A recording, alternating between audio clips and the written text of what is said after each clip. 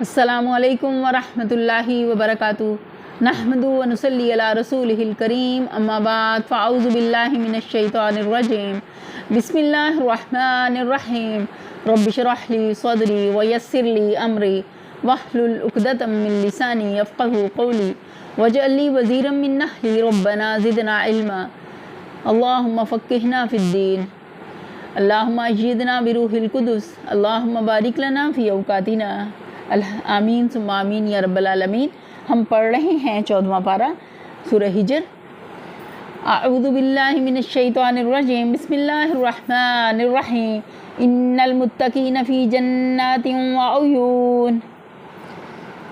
بخلاف اس کے متقی لوگ باغوں اور چشموں میں ہوں گے، یعنی وہ لوگ جو شیطان کی پیروی سے بچے رہے ہوں اور جنہوں نے اللہ سے ڈرتے ہوئے ابدیت کی زندگی بسر کی ہوگی۔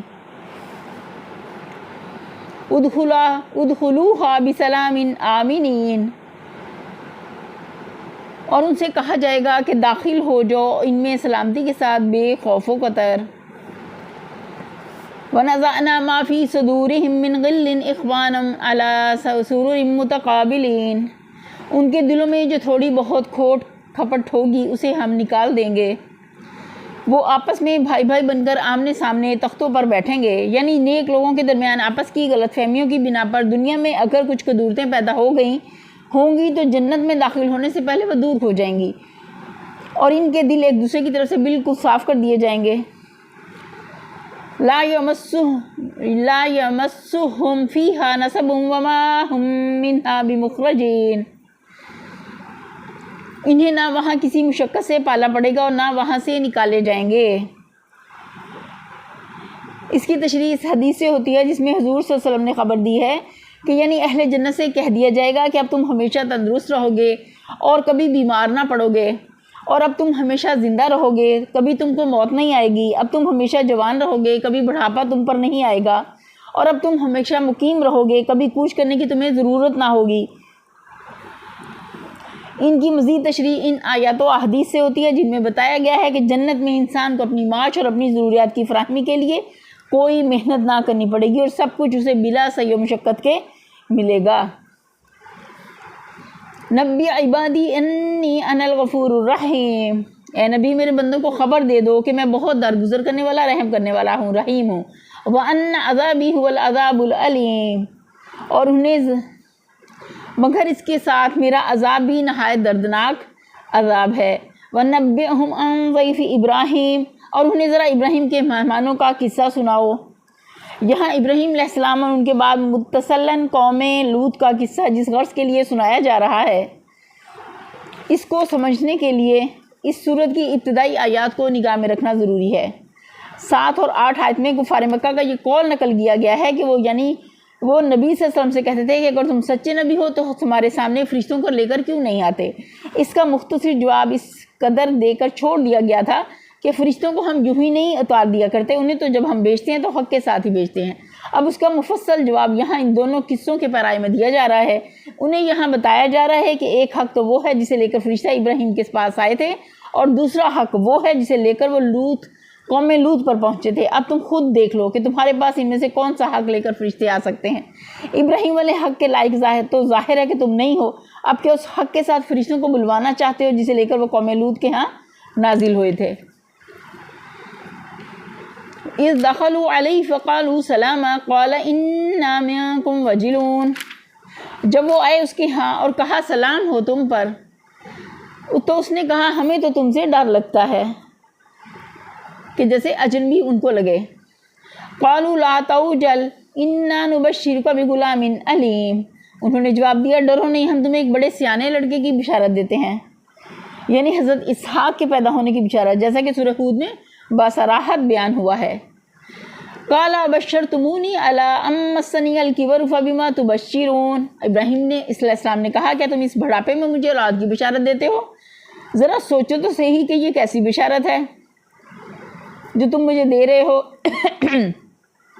قالوا بشرناک بالحق فلا تکن من القانطین، انہوں نے جواب دیا ہم تمہیں برحق بشارت دے رہے ہیں، تم مایوس نہ ہو۔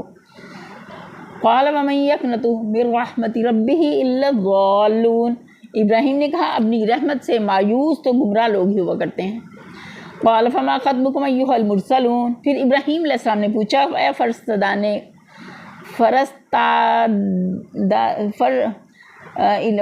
فرشتوں سے جیسے پوچھا اے فرشتوں وہ مہم کیا ہے جس پر آپ حضرات تشریف لائے ہیں۔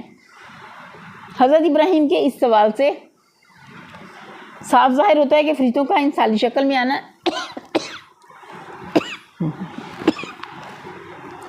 ہمیشہ غیر معمولی حالات ہی میں ہوا کرتا ہے اور کوئی بڑی مہم ہی ہوتی ہے جس پر وہ بھیجے جاتے ہیں۔ قالوا انا ارسلنا الی قوم مجرمین، وہ بولے ہم ایک مجرم قوم کی طرف بھیجے گئے ہیں۔ اشارے کا یہ اختصار صاف بتا رہا ہے کہ قوم لوط کے جرائم کا پیمانہ اس وقت اتنا لبریز ہو چکا تھا کہ حضرت ابراہیم جیسے باخبر آدمی کے سامنے ان کا لام لینے کی قطعاً ضرورت نہ تھی، بس ایک مجرم قوم کہہ دینا بالکل کافی تھا۔ الا آل لوط انا لمنجوہم اجمعین، صرف لوط کے گھر والے مستثنی ہیں، ان سب کو ہم بچا لیں گے۔ الا امرأتہ قدرنا انہا لمن الغابرین، سوائے اس کی بیوی کے جس کے لیے اللہ فرماتا ہے کہ ہم نے مقدر کر دیا کہ وہ پیچھے رہ جانے والوں میں شامل رہے گی۔ فلما جاء آل لوط المرسلون، پھر جب یہ فرستادے لوط کے ہاں پہنچے، قال انکم قوم منکرون، تو اس نے کہا آپ لوگ اجنبی معلوم ہوتے ہیں۔ یہاں بات مختصر بیان کی گئی ہے، سورہ ہود میں اس کی یہ تفصیل دی گئی ہے کہ ان لوگوں کے آنے سے حضرت لوط بہت گھبرائے اور سخت تنگدل ہوئے اور ان کو دیکھتے ہی اپنے دل میں کہنے لگے آج بہت بڑا سخت وقت آیا ہے۔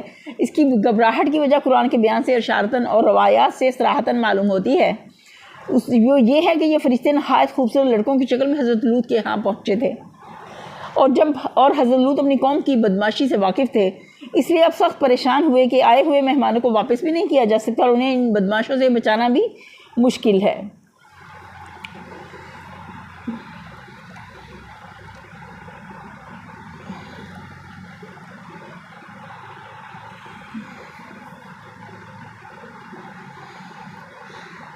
قالوا بل جئناک بما كانوا فيه يمترون، انہوں نے جواب دیا نہیں بلکہ ہم وہی چیز لے کر آئے ہیں جس کے بارے میں یہ لوگ شک کر رہے تھے۔ وَآتَيْنَاكَ بِالْحَقِّ وَإِنَّا لَصَادِقُونَ، ہم تم سے سچ کہتے تھے اور ہم حق کے ساتھ تمہارے پاس آئے ہیں۔ فَأَسْرِ بِأَهْلِكَ بِقِطْعٍ مِّنَ اللَّيْلِ وَاتَّبِعْ أَدْبَارَهُمْ وَلَا يَلْتَفِتْ مِنكُمْ أَحَدٌ وَامْضُوا حَيْثُ تُؤْمَرُونَ، لہٰذا اب تم کچھ رات رہے اپنے گھر والوں کو لے کر نکل جاؤ اور خود ان کے پیچھے پیچھے چلو، تم میں سے کوئی پلٹ کر نہ دیکھے، بس سیدھے چلے جاؤ جدھر جانے کا تمہیں حکم دیا جا رہا ہے، یعنی اس غرض سے اپنے گھر والوں کے پیچھے چلو کہ میں سے کوئی ٹھہرنے نہ پائے۔ اس کا مطلب یہ نہیں کہ پلٹ کر دیکھتے ہی تم پتھر کے ہو جاؤ گے جیسا کہ بائبل میں بیان ہوا ہے، بلکہ اس کا مطلب یہ ہے کہ پیچھے کی آوازیں اور شور و غل سن کر تماشا دیکھنے کے لیے نہ ٹھہر جانا۔ یہ نہ تماشا دیکھنے کا وقت ہے اور نہ مجرم قوم کی ہلاکت پر آنسو بہانے کا۔ ایک لمحہ بھی اگر تم نے معذب قوم کے علاقے میں دم لے لیا تو بعید نہیں کہ تمہیں بھی اس ہلاکت کی باری سے کچھ گزند پہنچ جائے۔ وَقَضَيْنَا إِلَيْهِ ذَلِكَ الْأَمْرَ أَنَّ دَابِرَ هَٰؤُلَاءِ مَقْطُوعٌ مُصْبِحِينَ، اور اسے ہم نے یہ اپنا فیصلہ پہنچا دیا کہ صبح ہوتے ہی ان لوگوں کی جڑ کاٹ دی جائے گی۔ وَجَاءَ أَهْلُ الْمَدِينَةِ يَسْتَبْشِرُونَ، اتنے میں شہر کے لوگ خوشی کے مارے بےتاب ہو کر لوط کے گھر چڑھ آئے۔ اس سے اندازہ کیا جاتا ہے کہ جا سکتا ہے کہ اس قوم کی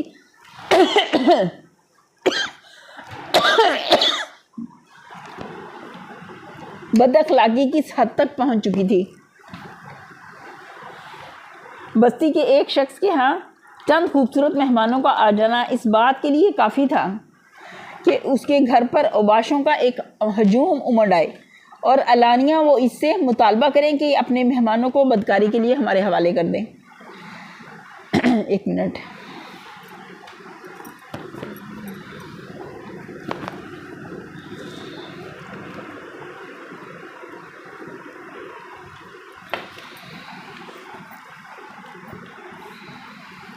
ان کی پوری آبادی میں کوئی ایسا عنصر باقی نہ رہا تھا جو ان حرکات کے خلاف آواز اٹھاتا، نہ ان کی قوم میں کوئی اخلاقی حس باقی رہ گئی تھی جس کی وجہ سے لوگوں کو اعلان یہ زیادتیاں کرتے ہوئے کوئی شرم محسوس ہوتی۔ حضرت لوط جیسے مقدس انسان اور معلم اخلاق کے گھر پر جب بدماشوں کا حملہ ہوا اس بے باکی کے ساتھ ہو سکتا تھا تو اندازہ کیا جا سکتا ہے کہ عام انسانوں کے ساتھ ان بستیوں میں کیا کچھ ہو رہا ہوگا۔ وَجَاءَ أَهْلُ الْمَدِينَةِ يَسْتَبْشِرُونَ قَالَ إِنَّ هَٰؤُلَاءِ ضَيْفِي فَلَا تَفْضَحُونَ لوط نے کہا بھائیو یہ میرے مہمان ہیں، میری فضیحت نہ کرو۔ وَاتَّقُوا اللَّهَ وَلَا تُخْزُونِ اللہ سے ڈرو مجھے رسوا نہ کرو۔ قَالُوا أَوَلَمْ نَنْهَكَ عَنِ الْعَالَمِينَ وہ بولے کہ ہم بارہا تمہیں منع نہیں کر چکے ہیں کہ یہ دنیا بھر کے ٹھیکیدار نہ بنو۔ قَالَ هَٰؤُلَاءِ بَنَاتِي إِن كُنتُمْ فَاعِلِينَ لوط نے عاجز ہو کر کہا اگر تمہیں کچھ کرنا ہی ہے تو یہ میری بیٹیاں موجود ہیں۔ یہاں صرف اتنا اشارہ کافی ہے کہ یہ کلمات ایک شریف آدمی کی زبان پر ایسے وقت میں آئے ہیں جبکہ وہ بالکل تنگ آ چکا تھا اور بدماش لوگ اس کی ساری فریاد و فغان سے بے پرواہ ہو کر اس کے مہمانوں پر ٹوٹے پڑ رہے تھے۔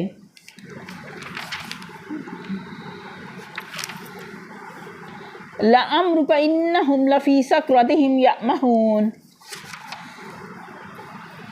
تیری جان کی قسم اے نبی اس وقت ان پر ایک نشہ سا چڑھا ہوا تھا جس میں وہ آپے سے باہر ہوئے جاتے تھے۔ فَأَخَذَتْهُمُ الصَّيْحَةُ مُشْرِقِينَ آخرکار پو پھٹتے ہی ان کو زبردست دھماکے نے آ لیا۔ فَجَعَلْنَا عَالِيَهَا سَافِلَهَا وَأَمْطَرْنَا عَلَيْهِمْ حِجَارَةً مِّن سِجِّيلٍ اور ہم نے اس بستی کو تلپٹ کر کے رکھ دیا اور ان پر پکی ہوئی مٹی کے پتھروں کی بارش برسا دی۔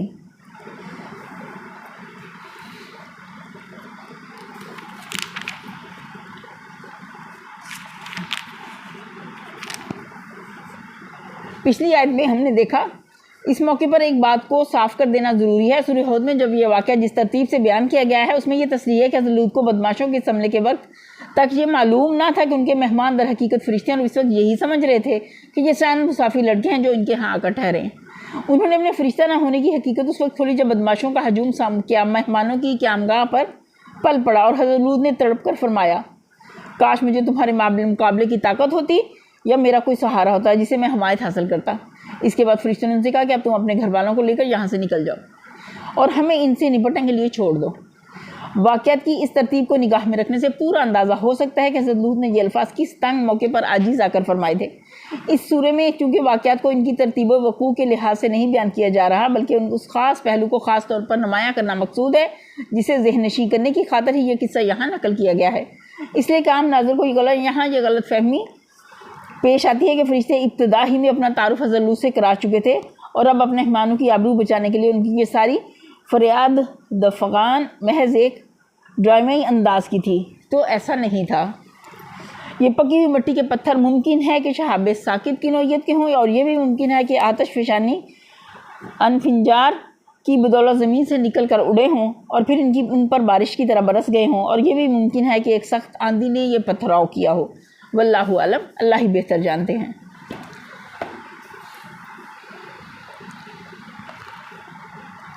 ان فی ذلک لآیات للمتوسمین اس واقعے میں بڑی نشانیاں ہیں ان لوگوں کے لیے جو صاحب فراست ہیں۔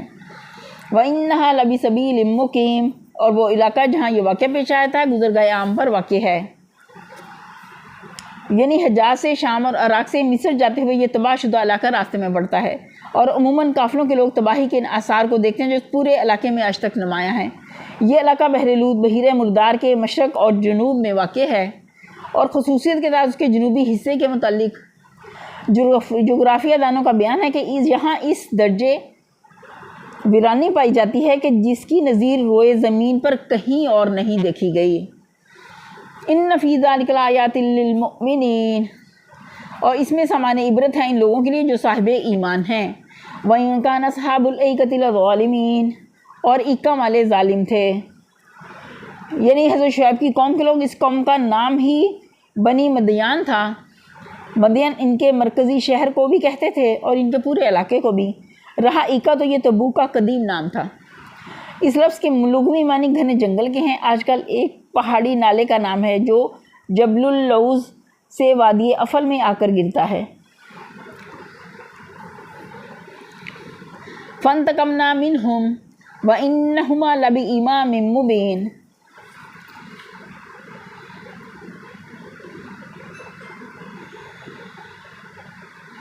اور ایکا والے ظالم تھے، تو دیکھ لو ہم نے بھی ان سے انتقام لیا، اور ان دونوں قوموں کے اجڑے ہوئے علاقے کھلے راستے پر واقع ہیں۔ مدین اور اصحاب الایکا کا علاقہ بھی حجاز سے فلسطین اور شام جاتے ہوئے راستے میں پڑتا ہے۔ وَلَقَدْ كَذَّبَ أَصْحَابُ الْحِجْرِ الْمُرْسَلِينَ، ہجر کے لوگ بھی رسولوں کی تکذیب کر چکے ہیں۔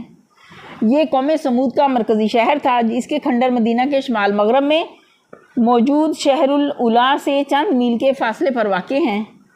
یہ مدینہ سے تبوک جاتے ہوئے یہ مقام شاہراہ عام پر ملتا ہے، اور قافلے اس وادی سے ہو کر گزرتے ہیں، مگر نبی صلی اللہ علیہ وسلم کی ہدایت کے مطابق کوئی یہاں قیام نہیں کرتا۔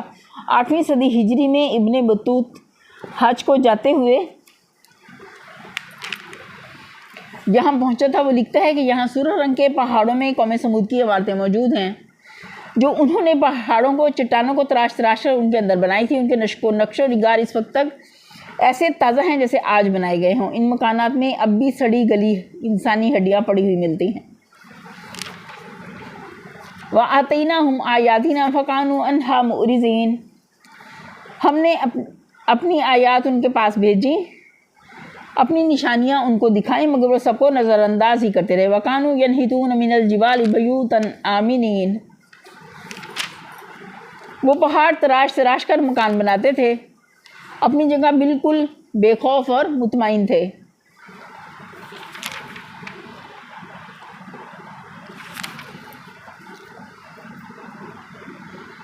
فَأَخَذَتْهُمُ الصَّيْحَةُ مُصْبِحِينَ، آخرکار ایک زبردست دھماکے نے ان کو صبح کو ہوتے ہی آ لیا۔ فَمَا أَغْنَىٰ عَنْهُمْ مَا كَانُوا يَكْسِبُونَ، اور ان کی کمائی ان کے کچھ بھی کام نہ آئی، یعنی ان کے وہ سنگین مکانات جو انہوں نے پہاڑوں کو تراش کر ان کے اندر بنائے ہوئے تھے، ان کی کچھ بھی حفاظت نہ کر سکے۔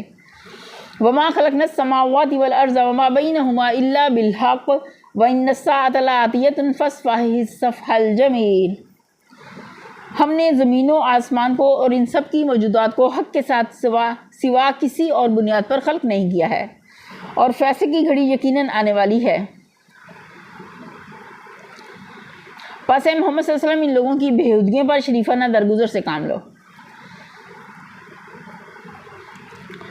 ان ربک هو الخلاق العلیم، یقیناً تمہارا رب سب کا خالق ہے اور سب کچھ جانتا ہے۔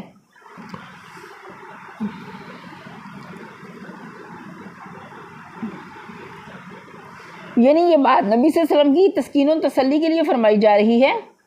مطلب یہ ہے کہ اس وقت بظاہر باطل کا جو غلبہ تم دیکھ رہے ہو اور حق کے راستے میں جن مشکلات اور مصائب سے تمہیں سابقہ پیش آ رہا ہے، اس سے گھبراؤ نہ، یہ ایک عارضی کیفیت ہے، مستقل اور دائمی حالت نہیں ہے، اس لیے کہ زمین و آسمان کا یہ پورا نظام حق پر تعمیر ہوا ہے، نہ کہ باطل پر۔ کائنات کی فطرت حق کے ساتھ مناسبت رکھتی ہے، نہ کہ باطل کے ساتھ، لہٰذا یہاں اگر قیام دوام ہے تو حق کے لیے ہے، نہ کہ باطل کے لیے۔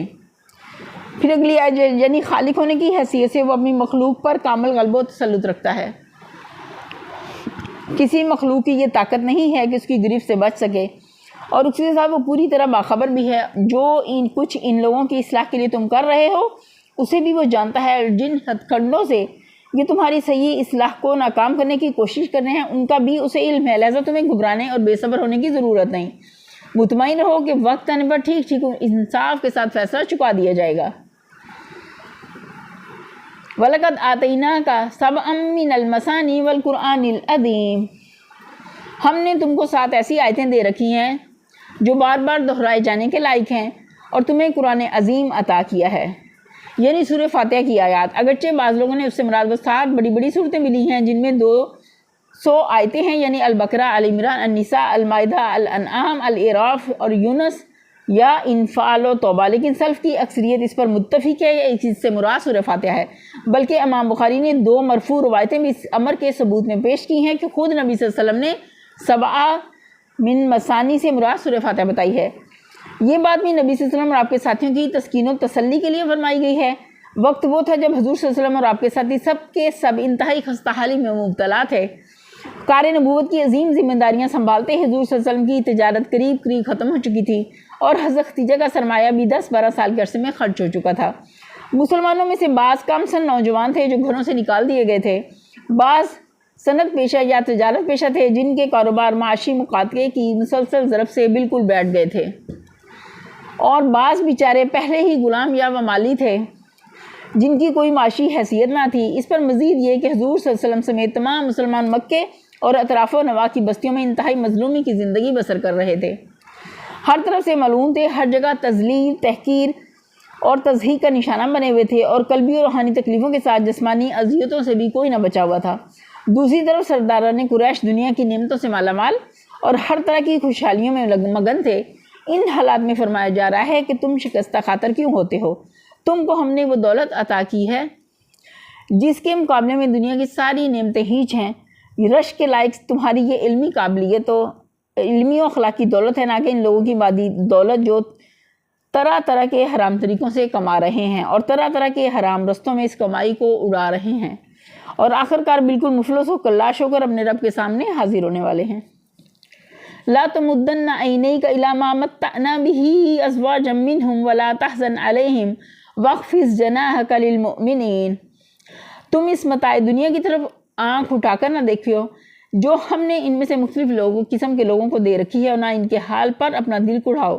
انہیں چھوڑ کر ایمان لانے والوں کی طرف جھکو اور نہ ماننے والوں سے کہہ دو کہ میں تو صاف صاف تنبیہ کرنے والا ہوں۔ یعنی ان کے اس حال پر نہ کرو کہ اپنے خیر خواہ کو اپنا دشمن سمجھ رہے ہو، کہ اپنے خیر خواہ کو اپنا دشمن سمجھ رہے ہیں، اپنی گمراہیوں اور اخلاقی خرابیوں کو اپنی خوبیاں سمجھے بیٹھے ہیں، خود اس راستے پر جا رہے ہیں اور اپنی ساری قوم کو اس لیے لے جا رہے ہیں جس کا یقینی انجام ہلاکت ہے، اور جو شخص انہیں سلامتی کی راہ دکھا رہا ہے اس کی صحیح اصلاح کو ناکام بنانے کے لیے ایڑی چوٹی کا زور صرف کیے ڈالتے ہیں۔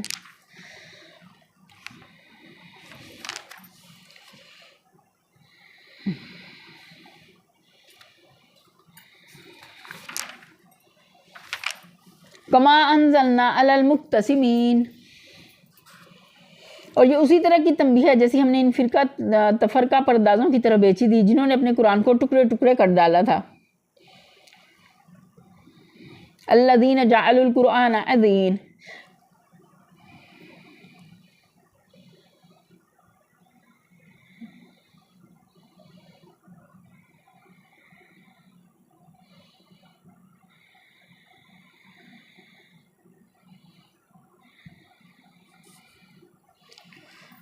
اس گروہ سے مراد یہود ہیں ان کو مقتسمین اس معنی میں فرمایا گیا کہ انہوں نے دین کو تقسیم کر ڈالا، اس کی بعض باتوں کو مانا بعض کو نہ مانا، اس میں طرح طرح کی کمی بیشی کے لیے بیسوں فرقے بنا لیے۔ ان کے قرآن سے مراد تورات ہے جن کو اسی طرح دی گئی تھی جس طرح امت محمدیہ کو یہ قرآن دیا گیا، اور اس قرآن کو ٹکڑے ٹکڑے کر ڈالنے سے مراد وہی فعل ہے جیسے سورہ بقرہ آیت 85 میں یوں بیان کیا گیا ہے کہ تم کتاب اللہ کی بعض باتوں پر ایمان لاتے اور بعض سے کفر کرتے ہو۔ پھر یہ جو فرمایا کہ یہ تنبیہ آج تم کو جو کی جا رہی ہے یہ ویسی ہی تنبیہ ہے جیسی تم سے پہلے یہود کو کی جا چکی ہے، تو اس سے مقصود دراصل یہود کے حال سے عبرت دلانا ہے۔ مطلب یہ ہے کہ یہودیوں نے اللہ کی بھیجی ہوئی تنبیہات سے غفلت برت کر جو انجام دیکھا ہے وہ تمہاری آنکھوں کے سامنے ہے۔ اب سوچ لو کہ کیا تم بھی یہی انجام دیکھنا چاہتے ہو؟ فَوَرَبِّكَ لَنَسْأَلَنَّهُمْ أَجْمَعِينَ، تو قسم ہے تیرے رب کی ہم ضرور ان سب سے پوچھیں گے، اما کانوا یعملون، کہ تم کیا کرتے رہے ہو، فَاصْدَعْ بِمَا تُؤْمَرُ وَأَعْرِضْ عَنِ الْمُشْرِكِينَ، پس اے نبی جس چیز کا تمہیں حکم دیا جا رہا ہے اسے ہانکے پکارے کہہ دو اور شرک کرنے والوں کی ذرا پرواہ نہ کرو۔ اِنَّ كَفَيْنَاكَ الْمُسْتَهْزِئِينَ، تمہاری طرف سے ہم مذاق اڑانے والوں کی خبر لینے کے لیے کافی ہیں۔ الَّذِينَ جَعَلُوا مَعَ اللَّهِ إِلَٰهًا آخَرَ فَسَوْفَ يَعْلَمُونَ، جو اللہ کے ساتھ کسی اور کو بھی خدا قرار دیتے ہیں، ان قریب انہیں معلوم ہو جائے گا۔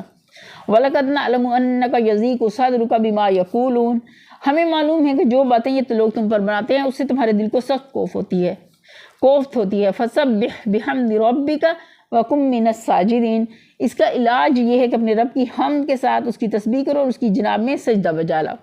وَاعْبُدْ رَبَّكَ حَتَّىٰ يَأْتِيَكَ الْيَقِينُ، اور اس آخری گھڑی تک اپنے رب کی بندگی کرتے رہو جس کا آنا یقینی ہے۔